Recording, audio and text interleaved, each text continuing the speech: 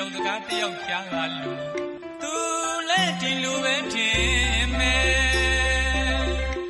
ဒီလိုမထင်လိုက်ပါနဲ့မောင်ပြောလိုက်ချင်ရဲ့ကွယ်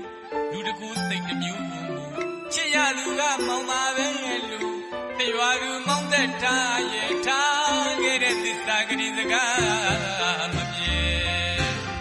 မောင်လာမပပမဲ့လို့တပွားပွားပြောခဲ့တာလဲကြားရောက်မိပါတယ်ကွယ်ချေရလာရဲ့နှကတွေနဲ့စုံလာရဲ့ညတညဝဲနှစ်ယောက်သားတွေ့ရငွေစပယ်ရုံပေးမယ်အပေပွင့်တွေကိုချွေချစ်သူများထန်ကြီးဝဲမောင်ပန်းငါပေးတဲ့တုံးငါပြုံးပြုံးနေကြည့်နေ